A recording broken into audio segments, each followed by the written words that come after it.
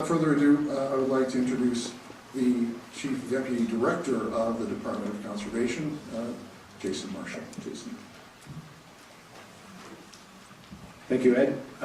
As I said, I am Chief Jason Marshall, the Chief Deputy Director of the Department of Conservation.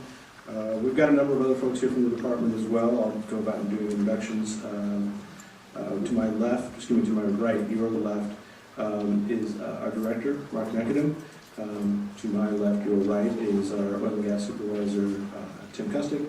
Also here, Tom Gibbs is our Deputy Director, and in the back we have Marty Weber, Legislative Affairs Director, and Justin, our Chief Counsel. Justin, I'm really sorry I'm blanking your last name at this moment. I feel awful. And Ed, if I can ask Tim, if you wouldn't mind, please introduce the Oil and Gas Division staff who are here. I know we talked about doing this at the end. I thought I'd just knock it out right now. Back, who might be behind the poster for some of you folks is Dan Romeo, our district. I knew they gave this to me for a reason. Back behind the posters, Dan Romeo, he's our District 4, which is Bakersfield. He's our underground injection control supervisor. And I know that Mike Linzak is, there you are, Mike. Mike Linzak is the operations supervisor. And I think Bert indicated he was coming. Oh, there's Bert. He's our environmental program manager. Is there any other staff from District 4 here that I missed? Okay, well, we've got our 3 supervisors, so that's a good showing. Okay, now I'm moving to this mic because I tend to walk around hoping that it's actually making it sounds like it is. Okay, we're here this evening to talk about a subject that's in the news media quite a bit recently, hydraulic fracturing. Before we jump in, I'd like to thank the Kern County Board of Supervisors for hosting us here, in particular Supervisor Zach Scribner, who was really quite instrumental in making sure we could get into this facility. I want to thank him on behalf of the department. These are really pretty good accommodations, raising the bar for other venues that we're going to be at. This is one of 7 workshops that we're going to be conducting throughout the state. In addition to here, we're doing Ventura in 2 weeks. It sounds like sort of a summer tour of 2012 fracking tour. We're doing a visit in Ventura. Following that, we've got, not in order of appearance, Cypress, Salinas, Santa Maria, Culver City, and Sacramento, all areas that have oil and gas production in the state of California. I'm going to talk about a couple of things this evening. I'm going to refer to hydraulic fracturing for production stimulation by its more common name, fracking, shorthand. Everybody knows what that is. The point of the workshops is really intended to get input from the public about regulation relative to fracking. We've got a format for this evening. We'll briefly discuss oil and gas production in California. We're going to talk about the state's present role in oversight of that production. We're going to talk a little bit about some background on hydraulic fracturing, and then we're going to open it up. As I said, we're going to open it up for comments from folks. I'm going to start out with a statement. I'm a policy guy.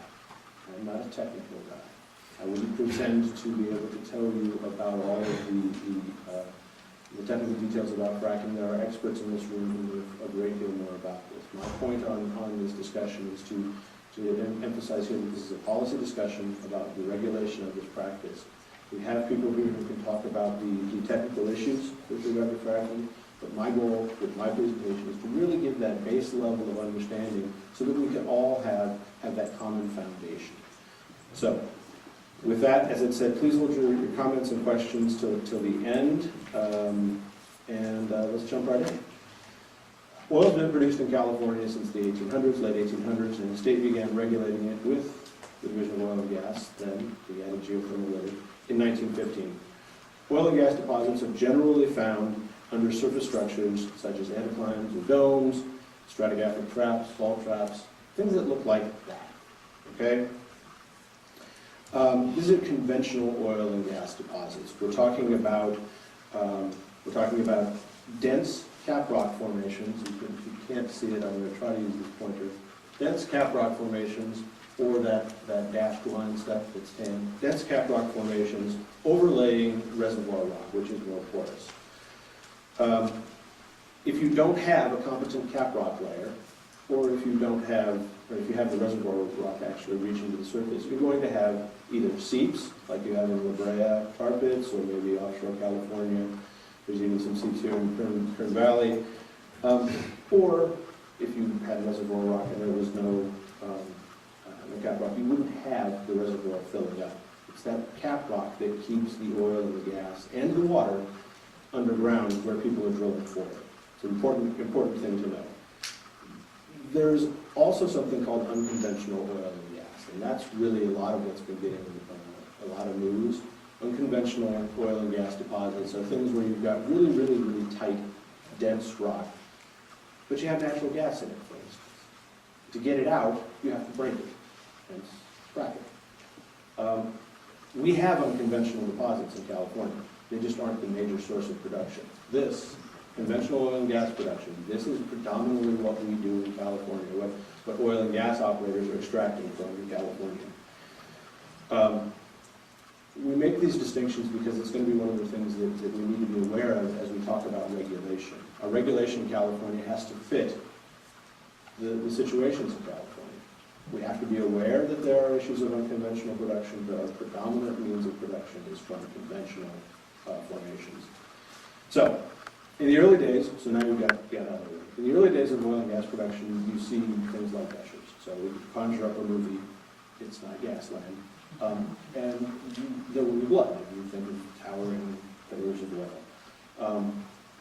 That's not what happens really in California anymore, because the pressure that creates that, all of that rock pushing down on that reservoir rock, that when you put a well into it and it causes the oil to flow rapidly to the surface, oil and gas production has principally pulled all that out. We're now at the place where we're mostly lifting oil out, these pumps. Again, folks here in Bakersfield are all really well aware of what one of these pumping units looks like. When we get to Ventura, when we get to this tour into places like Santa Maria, some folks will be more aware of it, others will be a little less. We pointed out, this is how you get that oil out. You have to lift it out. You can also flood it out. You can add water. We're not talking about underground injection control here. That is a different means of stimulation. It's called enhanced oil production, water flood, steam flood. We're talking about fracking. And fracking is where you're talking about going into a formation and you're going and you're opening up new fractures so that oil will flow back to the well that you just fractured from. So, with that, let's talk a little bit about well construction. DOGGR's got a number 2, the Division of Oil, Gas, and Geothermal Resources. I'm going to call it the division. Has a variety of responsibilities: permitting the drilling and operation of wells, testing, overseeing testing, inspections. All of these things are aimed at protecting the environment and encouraging wise development of oil, gas, and geothermal resources.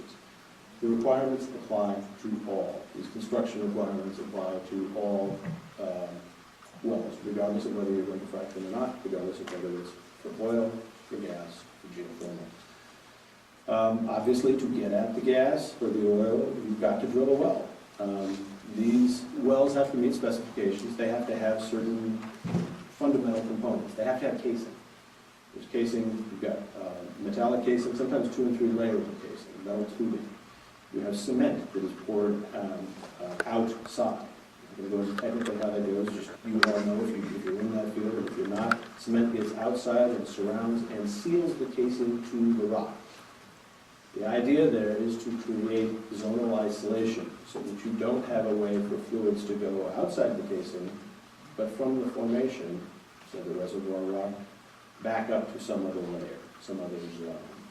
So, as you're drilling, and you can see in this format, this graphic, and I think if you have the handouts, the PowerPoint handouts, you can see it a little bit better. You can see that the wells go through, say, water. We don't want oil to get in the water, so we've got requirements for how the casing has to be built as you go through the water. The cement has to be both above and below that zone of water. You go through various layers, sealing cap rock, one layer into maybe through another hydrocarbon zone. You isolate that zone. Again, cement on the outside, sealing the casing against the rock so that you don't get flow of either water into that hydrocarbon zone or hydrocarbon out and into the water.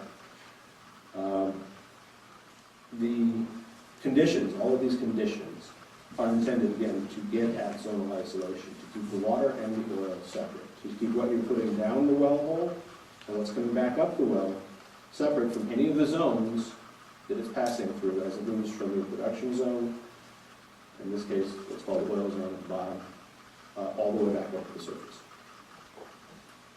All of those conditions, all of those requirements are overseen by the division, and operators aren't allowed to engage in activities that compromise those wells.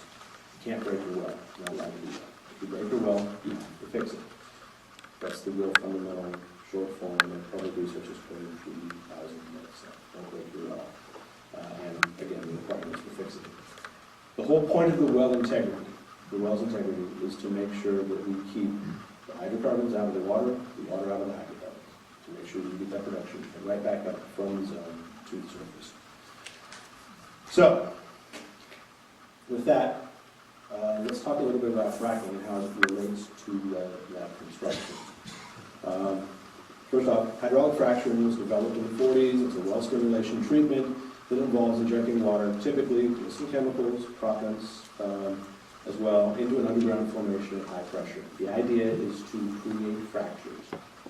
Why would you want to create fractures? Because the rock in the oil zone has gotten too tight.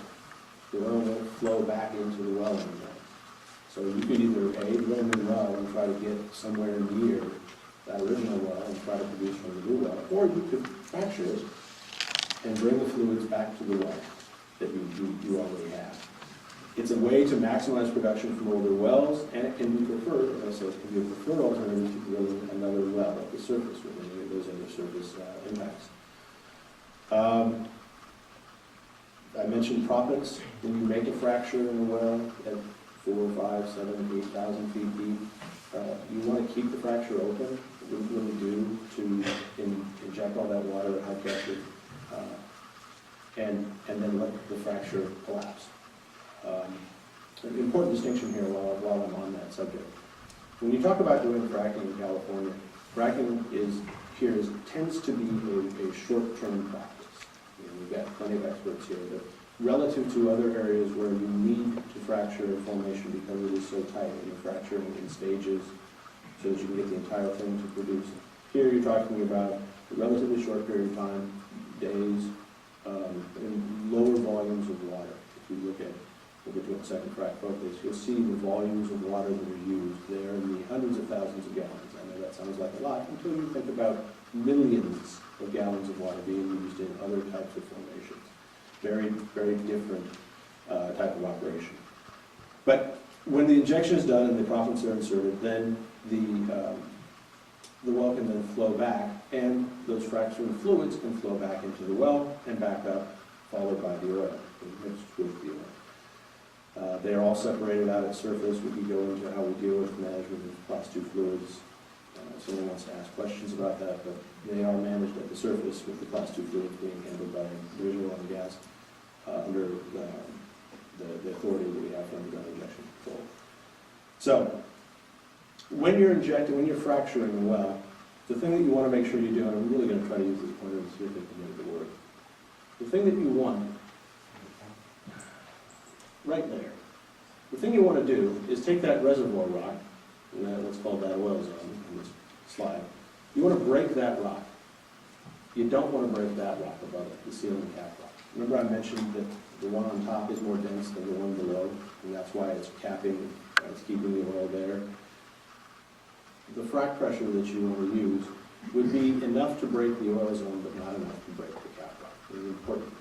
What if you break the cap rock? Well, then you create a possibility of migration. That would be bad. Bad for the environment, bad for the well. Why bad for the well? Well, you could lose hydrocarbon out of your zone, or you could get water coming into your zone and increasing the amount of water that you're producing out of a given barrel coming out of fluids coming out of your well. If you're sitting there and saying, well, I've got an 80% water cut, so 20% oil and 80% water, I got those right. 30, 20. if you had an 80-20% water cut, and all of a sudden you did this and you realized, wow, I just made this worse because I've got 90-10, whoops.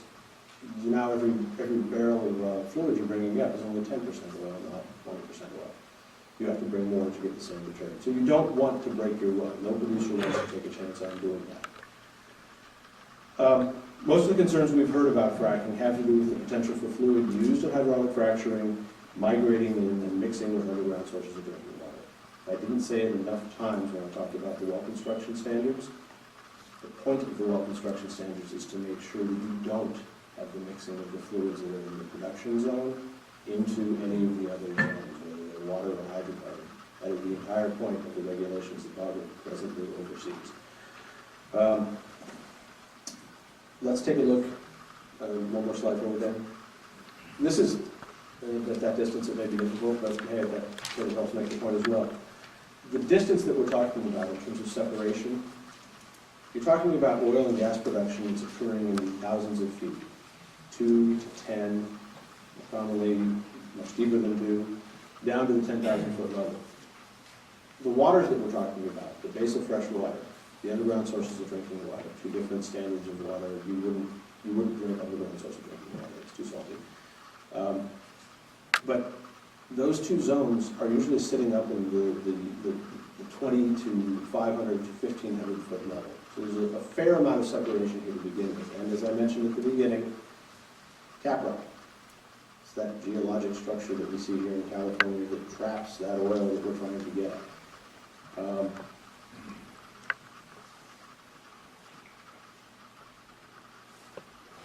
That said, I don't mean to do anything other than just to demonstrate relative scale here, the relative distance of risk. All of that said, the whole point of this well was to get through all of that formation to get to that oil. So we've created with the well, we, the operator, and the state by permitting it, have created a conduit from 8,000 feet, 10,000 feet, all the way back up to the surface and all the way to the lower layers. If those regulations were in place, that's the point of the regs, to make sure that those zones stay isolated. So another concern that people have had and that we've heard is questions about what's in the frac fluid, frankly. What's in there? Will you tell us what's in there? Is it a trade secret? The legislature is dealing with this issue right now. And it's the kind of thing that we're going to watch as we go through the course of the summer and see how that shakes out.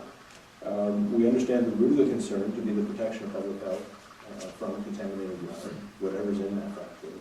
We don't want it in the water. We get it.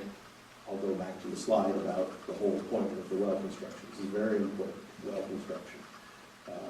Secretary of the Interior Salazar made a very key point about this when he was talking about fracking the other day. One of those key points was well integrity, well integrity, well integrity. One of those central pieces about fracking that people need to be concerned about in the regulation. So, that's the wells, that's a little geology, that's fracking overview, again, intended to provide sort of a common ground understanding of where we're at. What are we doing here? We've got standards that govern drilling. We know what they are, they're published, anybody can read them. We've got standards that govern the drilling, construction, and operation of wells, whether fracking occurs through them or not. What we don't know, and what has been made very clear to us, and it's a gap, we own that, is that there's no requirement for operators to tell us when they have fracked a well, or where they have fracked a well, or how they've done it. We can go back and we can try to figure out where that's happened by culling through all of the well records and why did someone rework the well. We could do that. Those of you who remember the movie Indiana Jones, remember the closing scene with all of the boxes stacked up, and no, trust us, the ark is back there. The division's well records are largely paper, we migrated them to computer. But even then, it's just a matter of sorting through the computer file instead of boxes and boxes and boxes of well records. There's 40,000 wells in the state. Maybe more. No, 200. 40? 212. 212? There's a lot of wells in the state. A lot of them. Policing and control of it. And for us to be able to sort through that right now, because we don't know, we haven't been told which wells are being fracked, it's a frankly, it's an insurmountable task. So the first thing that we know we need to do is get more information. And that is one of the central points here about this entire regulatory process and why we are here. We've asked oil and gas operators, oil and gas supervisor Tim Festick has asked oil and gas operators to voluntarily begin reporting on frac focus. Take note of fracfocus.org if you don't know about it, it's there.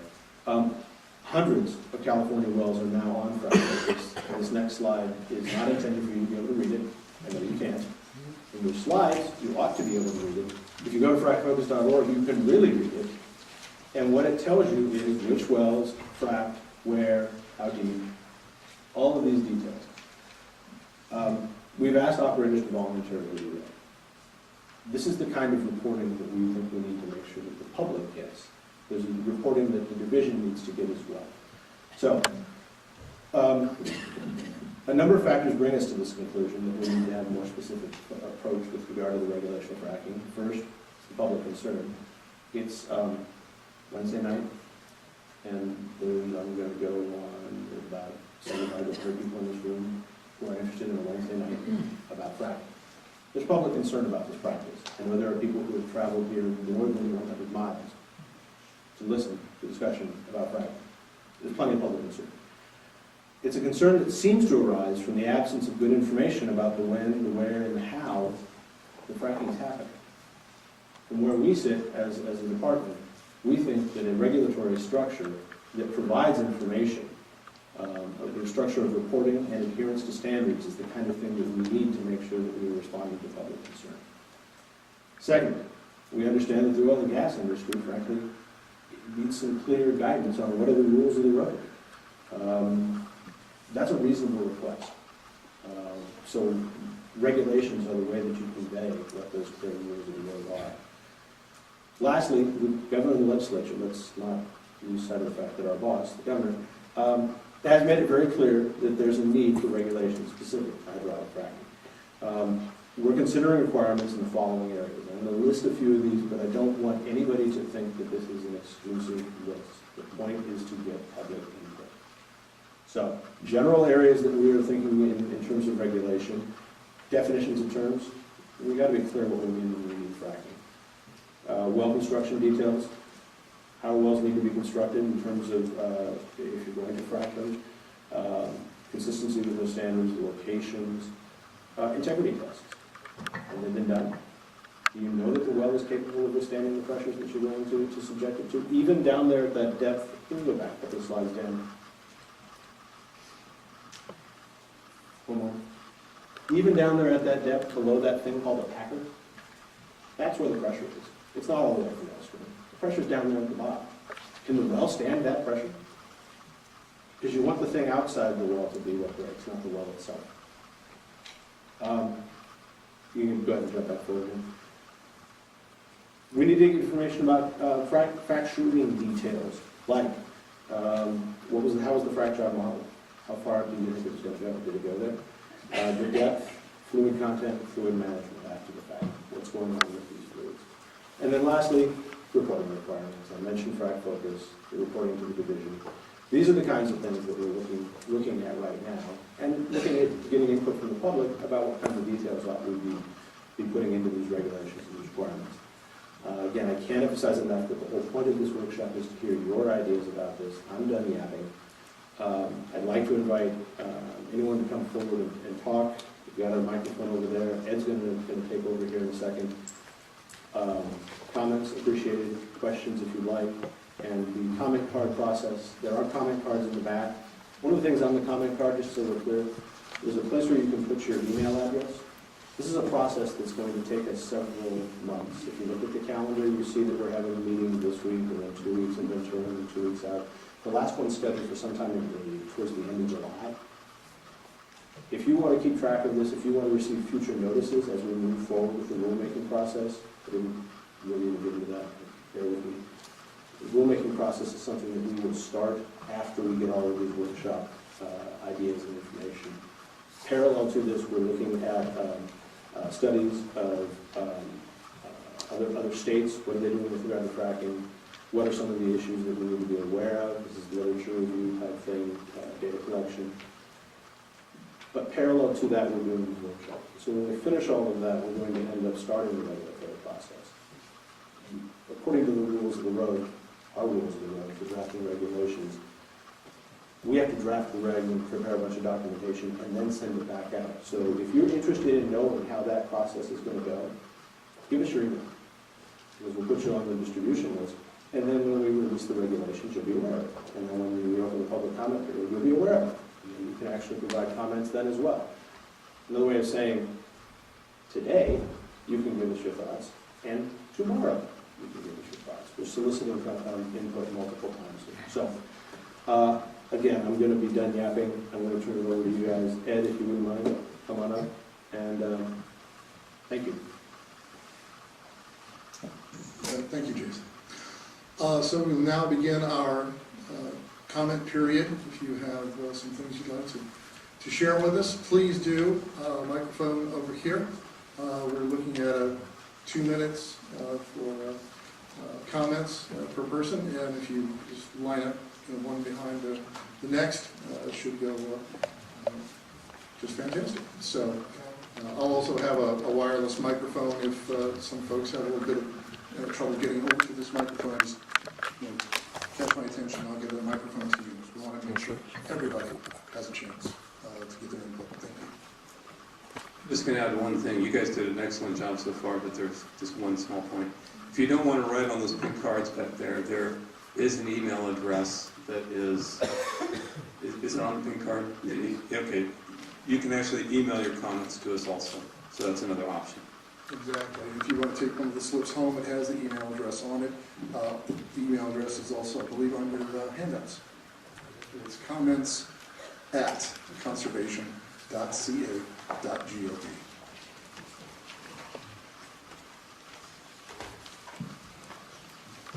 Well, welcome to Kern County. Thank you for having this workshop. My name is Blair Knox. I am the Director of Public Affairs for the California Independent Petroleum Association. Hydraulic fracturing is not new and has occurred safely in California since the 1950s. Contrary to how it's routinely described, hydraulic fracturing is not a drilling technique.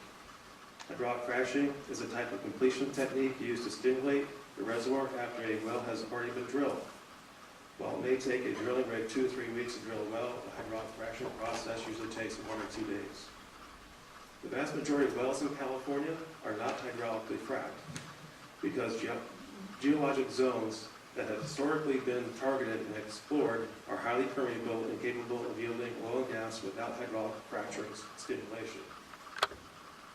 Extensive computer modeling is run on each planned hydraulic fracturing job to calculate the precise amount of fluids and pressures needed to create the desired result. The length of the fracture required is driven entirely by the geologic conditions of the area where the work is being performed. The entire process is highly engineered and controlled to ensure the results of the hydraulic fracturing job remain consistent with computer-generated models. The injection of fluid for a hydraulic fracturing job is typically 95% water, 4.5% sand, and 0.5% chemicals. Many of the chemicals typically used are for eliminating bacteria and inhibiting corrosion. The use of these additives help ensure the integrity of the well so that oil, gas, water, and recaptured chemicals stay confined within the wellbore and do not come in contact with drilling, water, or other geologic zones. The design of every well is aggressively regulated, particularly at the point where the wellbore penetrates any water aquifer.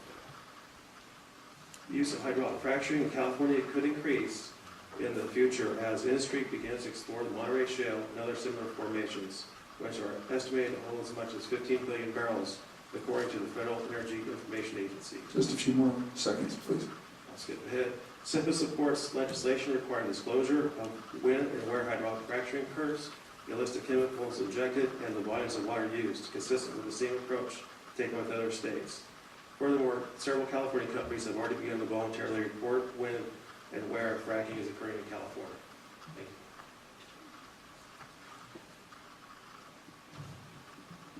you. Before you start, real quick, if you have prepared comments and you can't get through them in 2 minutes, or again, we do have the webpage. If you have prepared comments and you want to leave them with us, we would appreciate those as well. If you can't get through them in 2 minutes. Thank you. Thank you for allowing us to comment this evening. My name is Nick Ortiz. I represent Western States Petroleum Association. WSPA is a trade association that represents 27 companies that produce, refine, transport, or market petroleum products in California and 5 other western states. According to records maintained by the Division of Oil, Gas, and Geothermal Resources, WSPA members account for approximately 8% of crude oil production in California. We understand the purpose of these series of workshops and are prepared to work constructively with you and other stakeholders to examine current regulations regarding oil production in California. Questions that have been raised about hydraulic fracturing and other production techniques deserve to be answered. That's why all of our members, in response to a request from the division, have agreed to begin reporting their hydraulic fracturing activities on the Frack Focus website beginning this summer. It is also why we have worked very hard with Assemblyman Wajkowski and the Environmental Working Group to craft a mandatory disclosure framework in Assembly Bill 591. And it's why we undertook a recent survey of hydraulic fracturing activities by our members to provide to the division that 628 wells had been hydraulically fractured in California by WSPA members. As a result of these actions, we will now know how many wells are being hydraulically fractured, where this technology is being utilized, and what chemicals are being used in the fracturing operations. We will continue to emphasize some important facts along the way. The vast majority of hydraulic fracturing in California is for the purpose of producing crude oil, not natural gas, as is the case in many other parts of the country. Our industry currently operates under a very robust body of regulations, which Jason somewhat outlined this evening, that govern how wells are constructed, tested, maintained, and operated. We also operate under regulations that regulate air quality, worker safety, wildlife concerns, and other environmental issues. Just a few more. California oil producers have utilized hydraulic fracturing technology for more than 60 years, and to date there has been no incidents of groundwater contamination and other environmental harms. Just a few more seconds, please. This fact alone is a testament to the effectiveness of the technique and the safety and stewardship of the industry. Our only request to the department and the division is that as you conduct your review of current regulations and consider the possibility of new regulations, you base your deliberations on evidence, sound science, and an appreciation of the important role domestic energy production plays in California's energy security. Thank you very much.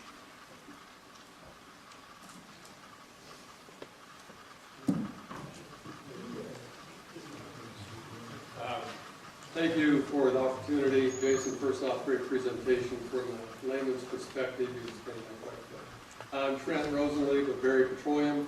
I just want to briefly express the importance of hydraulic fracturing in California. I will not get into the merits other than say that it is a proven technology with proven safety and environmental records. Oil and gas production in California is extremely important. We are the fourth largest producing state in the country. We are declining. Hydraulic fracturing is going to provide an opportunity for increased production in this state. Currently, California consumes about imports about 2 out of every 3 barrels of oil that we consume in the state. We have no means of getting petroleum into the state other than tankers. We have no pipelines that come from out of state. So we need to produce more due to the levels of consumption that we have in this state. The oil and gas production provides tremendous economic benefit to this area. In Kern County, 10 top energy producers provided about $200 million in taxes in the year 2010. It's very significant. So it's a technology that will allow the petroleum industry to sustain itself for several years in California, provide jobs and a great revenue base. Thank you for the opportunity.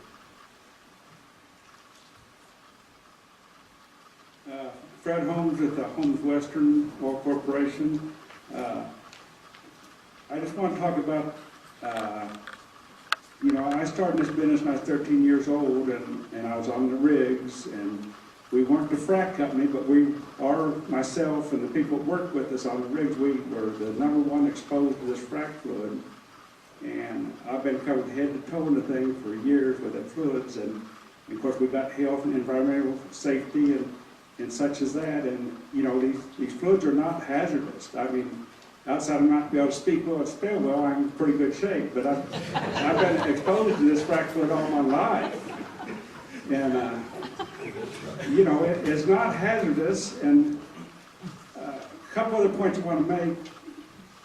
A lot of the oil in California is on the west side or by Taft. And we do not have fresh water over there. We've hauled our water here by train 100 years ago. Now we have a 20-mile pipeline bringing water to Taft. So with your diagrams here and such as that, there's no fresh water to hurt on the west side, and that's where a big lot of this oil is. So that don't mean we don't need regulations, but we need to consider what are we going to hurt. And I'm an oil producer now, so I buy frac jobs, or I receive frac jobs. And they're very expensive, and we engineer from A to Z. I mean, we're right on top of it. We have our best people on these jobs. You know, these are $500,000 to $1 million jobs, so we just don't go out there haphazardly and say, well, frac the weather best you can, and whatever happens. We know instantly if something goes wrong, and we stop. So, you know, I've helped do the frac jobs, and I get them, and it's not haphazard, and it's not, you know, as it's portrayed on the news and across the United States, that we're right on top of what we're doing. So that's all I got.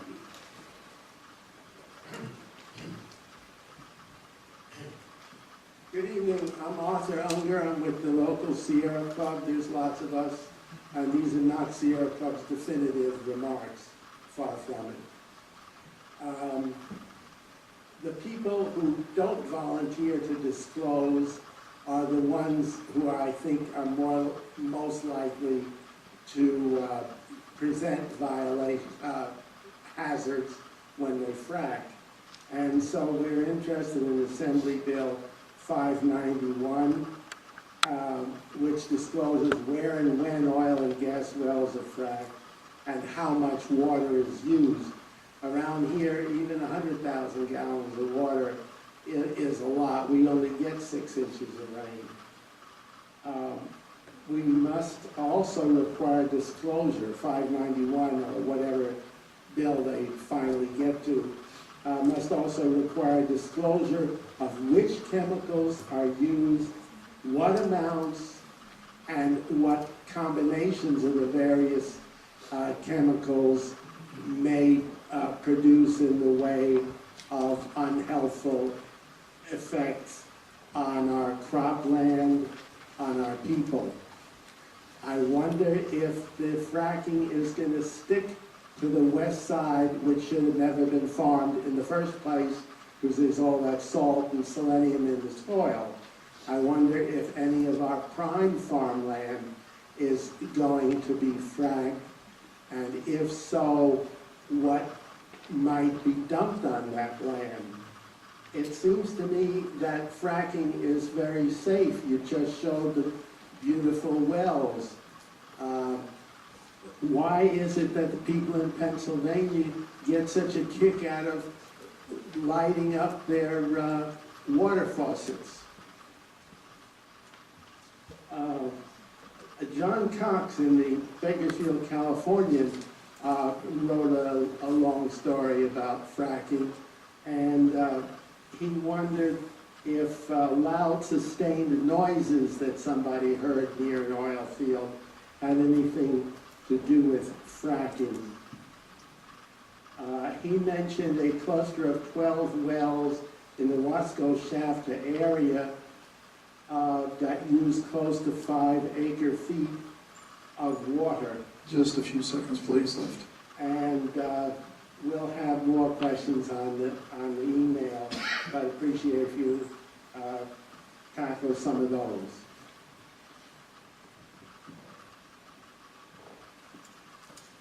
Anyone else?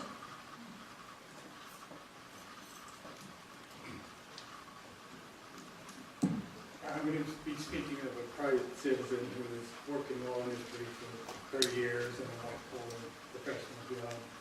Know quite a bit about this kind of stuff. And I like to backpack in the Sierras. And I do a little Jeremiah jump and stuff up to the reed streams up there. I know where a lot comes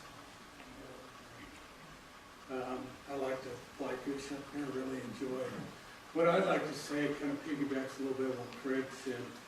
I really appreciate, Tim, the concept of a risk-based approach. On the east side of this valley is where all the watersheds from the Sierras. If the gentleman that just spoke put in context of the volumes of water he's really talking about relative to the volumes of water we really consume in this state is truly insignificant. You got to put things in perspective. And using a risk-based approach to where we do have fresh water versus as you get farther away from that watershed on the west side of this basin, you just don't even have anything close to usable water with any technology that you can conceive of any time in the future that anybody would choose to invest money in to make fresh water out of it. So I think you got the right idea. Well construction is the issue, the risk-based approach is the issue, and just making sure these wells have integrity and they have cement significantly up the wellbore from the perforations that are going to be stimulated is really the right idea. Thank you.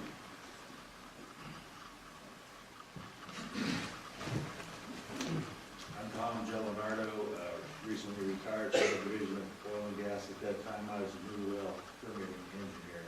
I'm also a professional engineer registered in the states of Texas and California. Jason mentioned well integrity and zonal isolation, and these things come down to the primary cement job.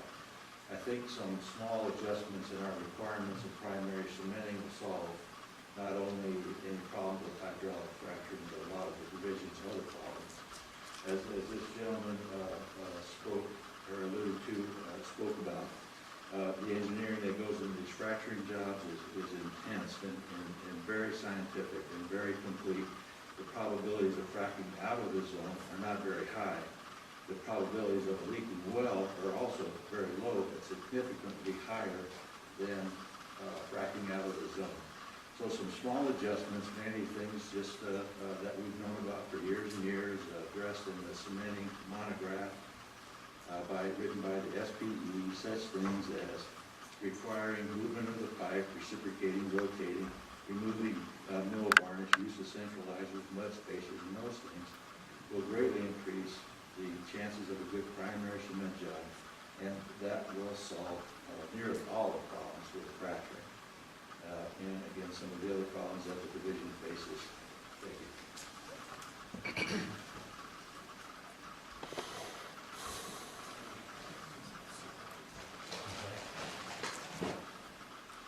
Anyone else? Takes a while for the microphone to activate. So anyone else? Again, if you do have comments. Sir? If I can summarize a couple of things that I've heard, I want to make sure that we at the department are getting the feedback we've heard so far. If someone wants to jump in and emphasize something here, I encourage it. We've got the room for a full another hour, so we're going to do things that I'm hearing. We need to be evidence-based as we look at these regulations. Absolutely. Absolutely. We need to have evidence of what are the issues that we need to regulate. We can't be looking to the hypothetical. Presence of groundwater is important. I hear that. Is there groundwater? Where is the need for protecting it? Has it been identified as to where that is so that you can make sure that you're doing the right thing in the right place? Questions about toxicity of fluids. The concern about whether the people who are presently voluntarily reporting, are they the ones that we really want to make sure are reporting? The reporting, what I hear in that comment is the reporting should be mandatory. That's what I hear in that comment. The questions about water supply a little bit there, and then I'd like to thank Tom for some of his thoughts, very specific thoughts on the primary cementing requirements and reference to SPE. These are the things that we're picking up right now. If you feel like we're not, all of it, by the way, is being recorded, so we're going to go back through it with better minds than mine, pick out some of those pieces as well. If there are other things beyond that, we welcome it. We're here until 9.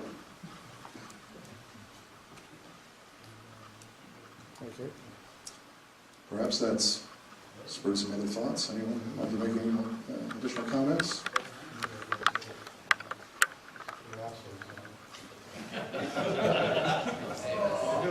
If you talked before and you want to talk some more, it's almost open mic night.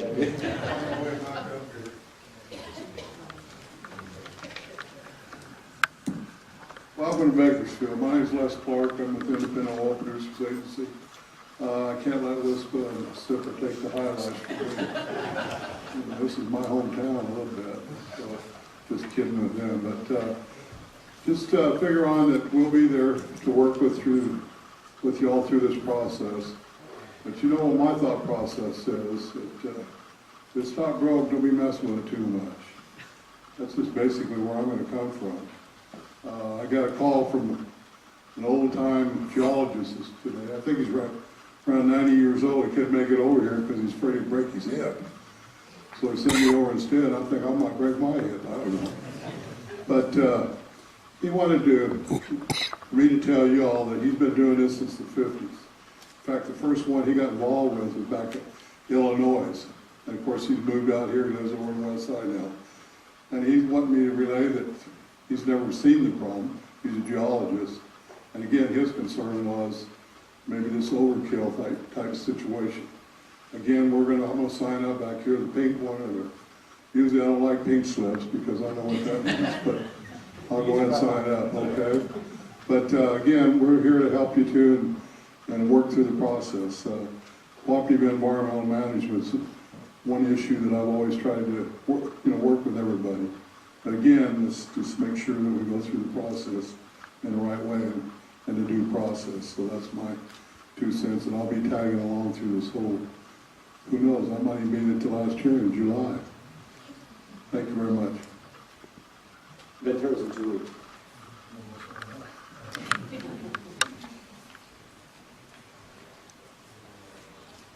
Other comments, questions? The comment was made earlier about these are all very pretty slides and diagrams, and they are idealized, and they're intended to be idealized. That is the goal that we're after in construction of wells. So if you have questions about that, we have people who are here who can technically answer how much cement, what pressure is they tolerate, this kind of stuff. Would you put Tim on the spot? But please. Jason, one comment. You alluded that we frack a lot over us. Traditionally, we frack all brand new wells. And I mean, that's big. And I'm saying that because the case is in better shape, cement. I just want to say that most wells that need fracturing are fracked when they're brand new. Yes, we do refract some, but the biggest bulk of them is going to be brand new wells with brand new casing, cement, and all in terrific shape when we frack that. I mean, in your comments earlier, you said, we re-drill wells such that. So most of the fracturing is brand new wells.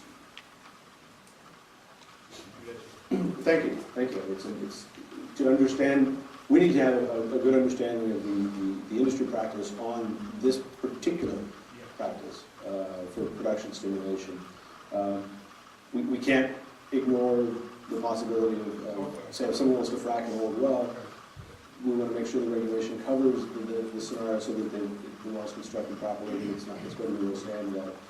In the same way that we can't, as we look at the regulation, we can't assume that all frack jobs are going to happen in a conventional, I can point it there, but it's not what I want to point out, in a conventional oil and gas formation, because we have some unconventional. But looking at where's the preponderance of the concern, it's back to the comment about risk-based, making sure that we're looking at the regulation to cover the highest risk issue, highest probability. So thank you.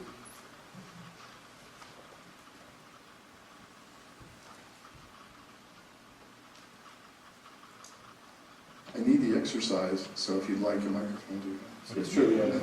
It's true.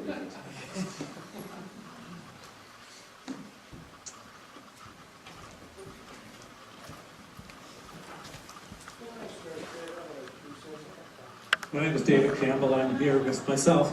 I have a question, not a comment. I didn't see anything about horizontal drilling in anything that you showed us or anything you spoke about, is that relevant to what we're talking about tonight? As a, am I on or not? Am I on? Could have a battery. Could have a low There we battery. go. The, The principal reason you've got diagrams here that show vertical drilling into those formations is because it's easy to put on a slide, a narrow slide like that. But let's be clear, whether you're talking about fracking a well that's been drilled vertically, or whether you're talking about a well that's been drilled vertically and then angles off horizontally, the regulations that we draft have to accommodate both the circumstances and any differences that there might exist. Whether you talk about a fracturing operation that is going in segments along a very long horizontal stretch, making sure that that's done safely any more than, say, a vertically completed well. We have to make sure that the regulations cover both of those. The horizontal example that you're talking about tends to be what we have seen more so in some of these tight shell deposits in other parts of the nation. That doesn't mean it can't happen in California, and our regulation needs to make sure that it accommodates any differences between one or the other. So, very good point. Thank you for bringing it up.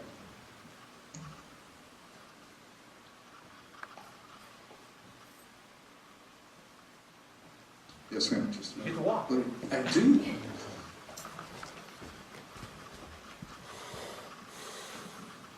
I'm Ann Gallen. I have a question about the water that's used coming back up. I think I understood that 40% sometimes comes back up, and how do the regulations treat that? And also in Wisconsin now, they're having trouble with the issues over the tremendous amount of sand that's being shipped across the state to other places, and just a transportation overload. With regard to the two issues there, and I thank you, they're things that we should take a look at. The transportation issue may be a stretch given the division's overall authority relative to highways. We don't have a lot. But when you start talking about produced water, all of the water that comes back up from the frac job, whatever the condition of the water was that went down the hole, when it comes back up, it is effectively a Class 2 fluid. That oily fluid.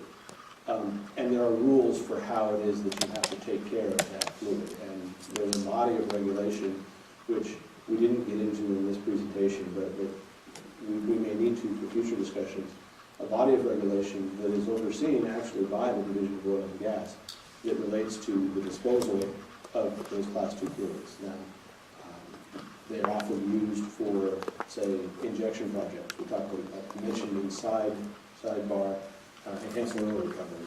Class 2 fluids can be quite nicely used to enhance oil recovery in some other formation. There are also Class 2 disposal wells that the Division of Oil and Gas oversees. And in that case, you're not using the fluid so much for a enhanced oil recovery, i.e. put the fluid in this hole, bring the fluid and the oil out of that well over here. You're talking about putting it into a depleted reservoir, some underground formation where you're disposing of it. But the disposal of fluids, it is a question that was actually posed to us by the legislature as to, are you going to look at that question? And I think that we need to somehow make sure that as we discuss the regulations about fracking, that there is an understanding about what's happening with those Class 2 fluids, and do the Class 2 rules adequately address that. So, thank you.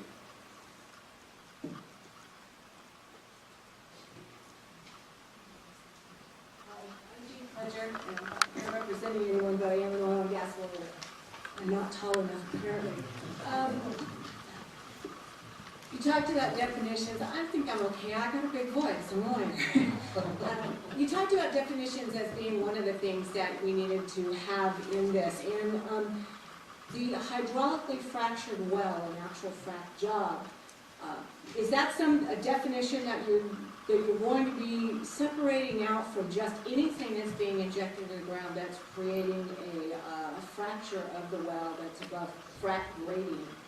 For example, a freshwater versus utilizing these chemicals that seem to be the issue. So if you could talk a little bit about if you're looking at differences between whether a hydraulically fractured well, the definition is only those wells that are chemically also stimulated, or whether you're talking about any well that's being injected even with fresh water that's included in that definition. What I can talk about with regard to that right now is to say that we will be looking at that as we move forward. It's a good point to make about the question of the fluids and how are we going to define fracking. Does it require a problem for it to be fracking? Does it require that the fluid be used, be fresh water? Could it be class 2 injection water? Could it be that you're fracking a well for stimulation of natural gas and oil, but we end up with a definition that also means that you're fracking a water well to increase the flow of that. You might find if we did a definition that got a little ahead of itself in that area where we just defined ourselves as having authority over something that's a water well. Oops, okay, problem. But it's a good point about the definitions. We need to be careful about how we define fracking in terms of what we're looking at. There's a definition that people have been chewing about internally to the department. It's similar to what's in the White House Bill 591. It seems to be a starting place, but we're looking for comments. And thank you for the input.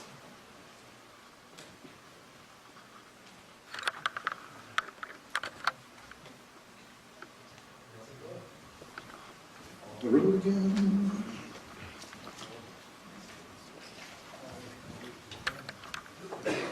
You've been talking about boreholes and fracturing. Maybe you can give the group an idea of what the radius of effect of the frac is to the borehole. Otherwise, what are we talking about? Distance?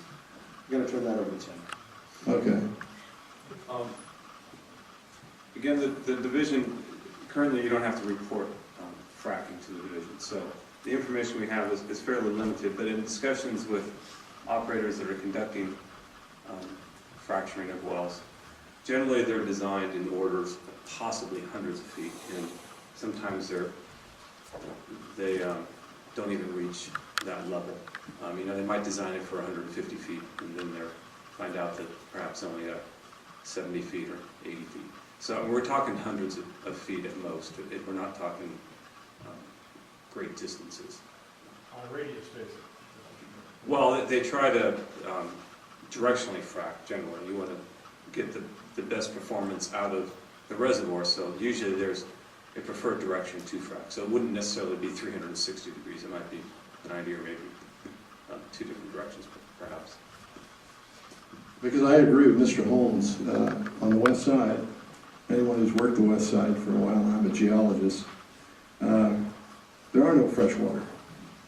You go from marine into marine, all the way to the surface. And in some cases, when we did steam wells, huff and puff wells, way back when I started, they got a little shallow and they came to the surface, some of them. And I was thinking about this gentleman's question. Of course, it applies to the east, and we talk about Pennsylvania and those areas. But if we have an idea of what the radius of the frac is, we also can have an idea of how deep we want to go in the case of a horizontal well, or something like that. And that would probably satisfy the public better. You've gotten at one of the items that we have listed in there, the modeling of the frac job, and getting a sense of how far is the expectation. So thank you. We'll be looking at more detail about that.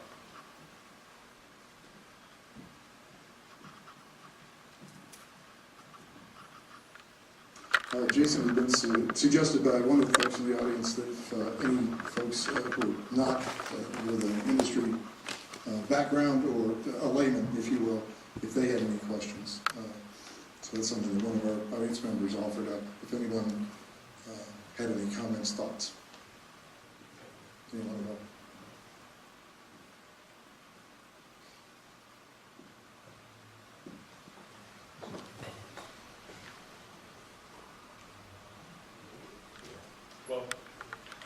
Again, we're going to be here we'll be here until 9 or until the room empties. whichever comes first. I think the county's going to kick us out of here now. Then we'll go home too. But I can't, for that microphone, I can't emphasize enough, please, if you have comments, concerns in this area, submit them to us. Comments at conservation.ca.gov. If you want to be included in the mailing lists for notification of our regulations, please fill out a pink card. We want to make sure we get people who are concerned about this, interested in this. We want to make sure that they're involved and have the opportunity to be heard. Could you tell us the steps you're going to take? I know you're doing these public workshops. Then what happens? The process will be as we go through the workshops, and also then are engaging in some independent study, not us, somebody else, actually, independent, right? And our own research about existing regulations in other states, here. As those things come together, they're happening in parallel paths, these workshops, these other activities. As they come together, hopefully here in the late summer, then we will start developing actual regulatory language. You notice that we didn't hand anybody here a copy of regulation and say, here, we're going to strike out this word and insert this word and insert this entire section. We didn't do that. We haven't done that. The point of this is to get comment back so that we can know what we're going to do with regard to that regulation. That will be the next step. We expect to be able to have those regulations drafted sometime during late summer. There's a whole host of, I won't go into the boring details about the things that you have to prepare for the Office of Administrative Law, the body up in Sacramento that oversees the whole regulatory development, the rule-making process. There's actual capital R, capital N, capital P. Who oversees that whole process. And so there's economic impact statements, fiscal impact statements, all types of things that we have to develop with those regs, including the oversight that they have of our circulation of those regulations to the public, to the affected industries. So that's some of those next steps. When we get to that point, there is a required public comment period. We may seek the indulgence of Kern County again, to ask them to allow us to have public hearings here and other parts of the state, because having hearings about your regulations is also something that is envisioned in the rulemaking process. And then as we finish that up, we do responses, we're building a record of the rulemaking, and we close out that process, and the rule become final. In an ideal world, we would be done with that process sometime in early 2013. That's a short 7-8 months from now. It sounds like a long time, it's a short amount of time when we start tacking on the idea that we're going to do workshops through the end of July. You start tacking on public comment period, you start tacking on the amount of time that it will take for us to write responses to those comments. So that's the process, and that's roughly the timeline. A more detailed breakdown of sort of the individual stuff we could get you if you wanted.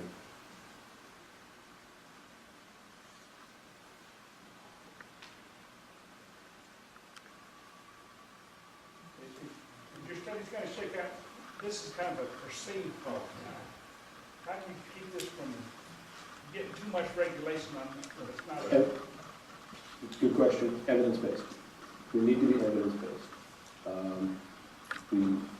We're looking at actual studies, actual impacts here. We can't say, well, we're going to regulate based upon the absence of evidence. We know that we need to do some very fundamental things. We need to have better reporting to us about where fracking happens, when it happens. These are details that we need to have so that we can even get a better sense as regulators of what's going on out in the field. While we're there, if there are standards that we know we need to modify, tweak, whatever, with regard to well construction, those are things that we would consider. But right off the bat, we know we need to do some of this notification, who, what, where. We can't answer it as regulators, and the public, the legislature, and the government rightly expect us to be able to know the answers to these questions.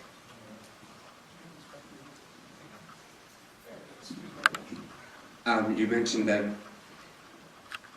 your regulations need to be evidence-based, and understand that, but the legislature can vote on anything they want, correct? The legislature can pass any law that they want. Which goes to public And consent. I'm saying that without any no comment on the process. The legislature can pass a law tomorrow that tell us to do X, Y, or Z, and if the governor signs it, it's law, then we.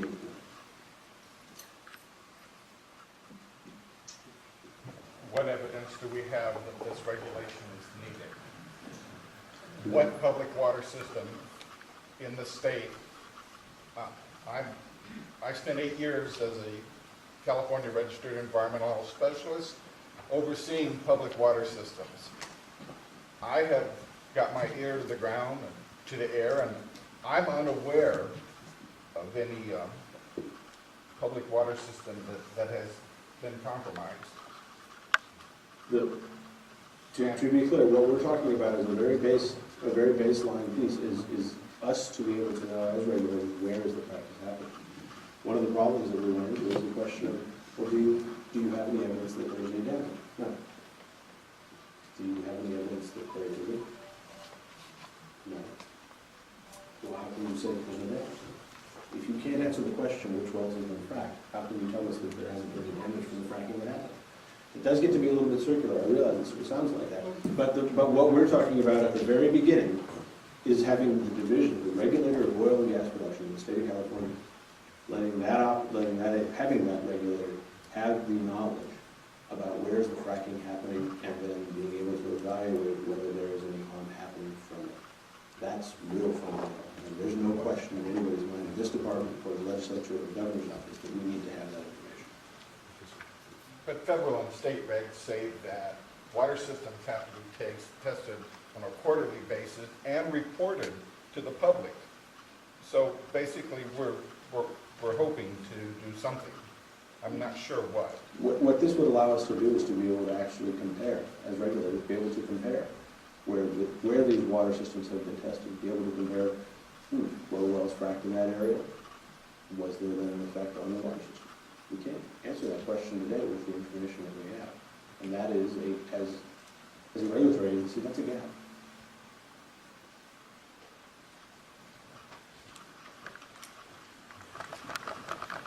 Hi, Randy Adams, another recently retired DOGG staff person. This gentleman here got me to think, and I believe there's several bills going through the legislature right now about fracking. Can you hazard a guess as to whether any of these potential laws can change what we're talking about here tonight as far as how you're going to set the regulations? Absolutely. We don't know how they would look at the end. Marty Weber in the back could talk a little bit more about what the commission players on it, but just generally speaking, if the legislature acts during the time frame that we're contemplating this regulation, that could change some of the direction that we go. If we get a direction out of the legislature to do X, do Y, whatever, and again, the governor signs it. That process. They pass a law, the governor has to sign it, or has to have to implement it. Has it been worked? I'm sorry. And if that were to happen, then yeah, I can't say that wouldn't change the direction that we're going, because it absolutely would. There's no point in us continuing the regulatory process that goes here. If we got a direction to go here, it doesn't complete, and then we just have to turn around and go another direction. Do you anticipate any of that happening at this point with what you see going through the legislature right now? I'm not a betting man. Well, but I hear what you're saying, Randy. Yeah. I think some of the thoughts that are in Mr. Wachowski's bill that talk about disclosure and how that disclosure happens would cause us to change some of the things that we're doing. We've been engaged with the Assemblyman on his bill and speaking about some of the impacts they would have on the department and the division. It could affect us, absolutely. All right, thank you.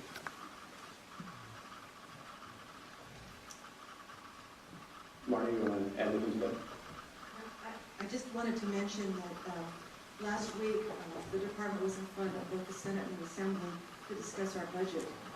We were asking for additional positions to help with us with our underground injection control program. And as part of the legislature granting us those positions is a requirement for the department to go and develop regulations. So it's going to be done whether we like it or not.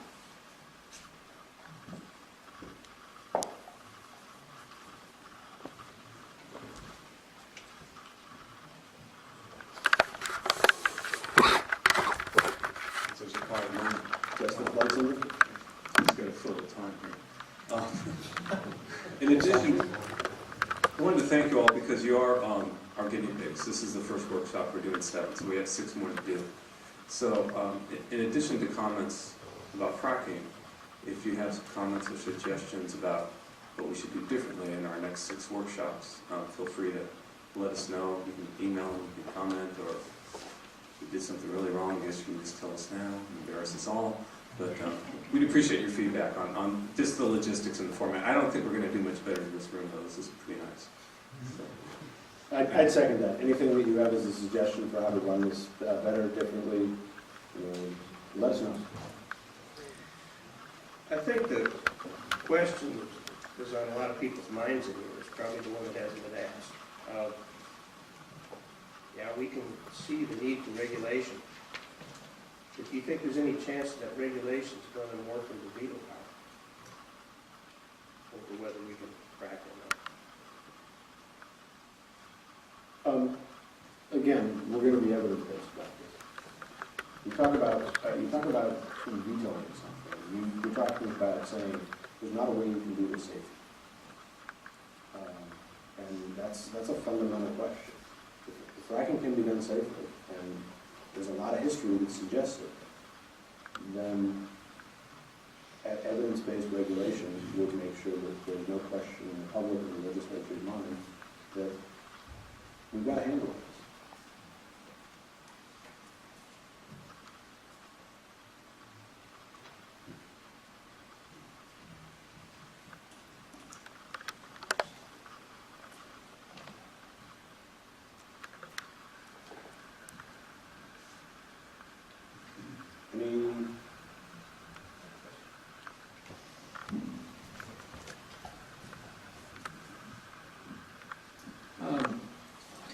Yeah, this has been very educational for me. I don't know very much about fracking. I work for an ag company, and so my interest is, just gaining a comfort level, for water supply for irrigation and so on, or farmland. I wonder if you could speak a little bit about maybe the history of the federal regulation. My understanding is that fracking is exempted under the requirements of the Safe Water Drinking Act and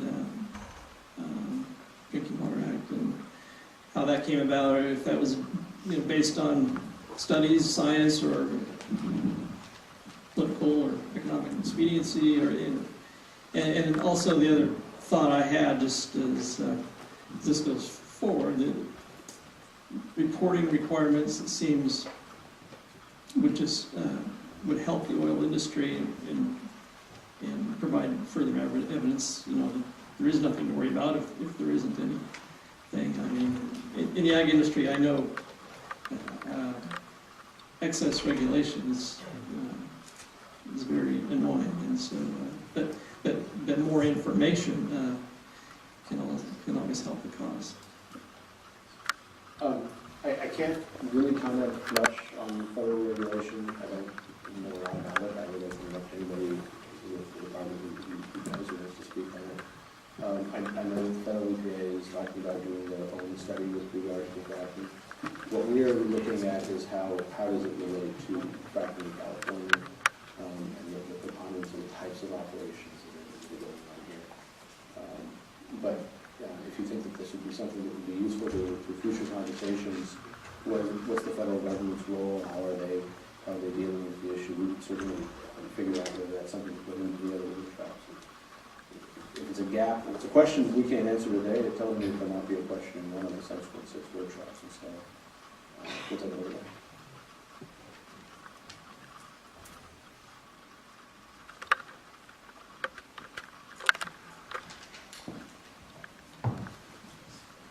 Eric Adair. Just a quick question. Are you doing a human health risk calculation as part of this? It strikes me that is the concern that's driving a lot of this publicly. We get in our cars every morning knowing that there's a risk of dying, and people do die in cars every day. We fly in airplanes knowing that there's a risk of crashing and dying, and that happens occasionally. There is a risk associated with hydraulic fracturing. The risk, based on the evidence that you're looking at, and from what I'm hearing in the room, seems to be minimal. Are you calculating the human health risks associated with this? And is any risk sufficient to result in a ban of fracking, or are we willing as a state to accept a certain amount of risk to ensure that we have a supply of crude oil and natural gas? On that, I would say the study that we're looking at will be considering questions of toxicology. There's a question that's been put to us specifically by the legislature. What's the issue with these fluids? Are they, is that something that you know about? What kinds of limits need to be placed upon the use of those fluids? When we start talking about risk, I think we will be having to consider that question when we consider the preponderance of all of the factors about where is the fracking happening and what are the controls that are in place to make sure that they don't end up in sources of drinking water outside of the well casing. Focusing back on the things that we know that we can deal with are well casing type issues and proper construction to prevent that from happening. And this is a valid question and something that we are going to be looking at in the study part of this. Yes, you said there was no evidence that fracking is damaging water supplies, and on the other hand, you said there's no evidence that it isn't damaging water supplies. So I wondered what was your department doing to discover if fracking was contaminating water tables, and if you found that to be the case, what would you do about it? The study is part of the answer to that question. The regulation, with regard to identifying any damage, the regulations are part of that as well. Again, getting back to what's the point here, we know we need to have reporting of where this activity is happening, so we can even be able to start thinking about drawing correlations if there are any. To be evidence-based on this regulatory approach, you have to get information as well. So this process where we get information about where it's fracking happening can then allow us to start looking at where there is a connection there. While we're building that regulation, obviously, we're also, as mentioned a couple times, doing this parallel study, which will look at these very questions. Questions about, has fluid migrated into water supplies at other places? Is there a way to identify how it migrated? Was it migrated because the formation broke? Was it migrated because the well wasn't constructed to an appropriate standard? Those are the kinds of things that we want that study to look at so that we can then advise our regulatory scheme. So thank you.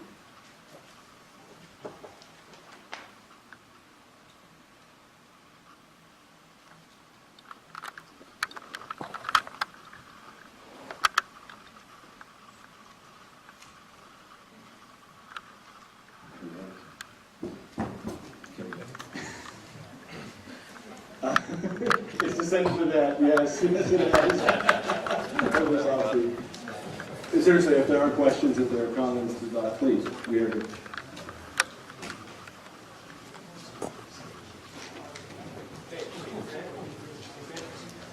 As you all seem to be heading out, thank you all for coming. Please, if you're interested, fill out the cards and let us know what you move forward. Thank you. Great job.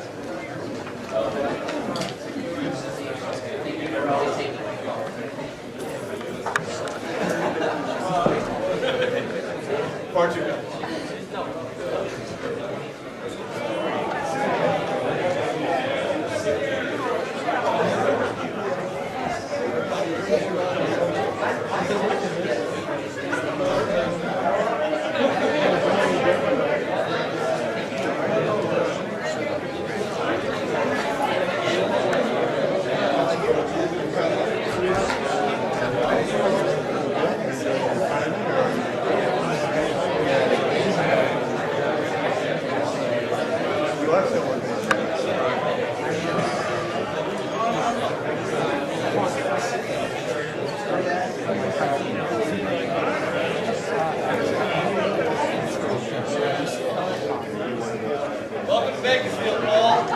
Thank you.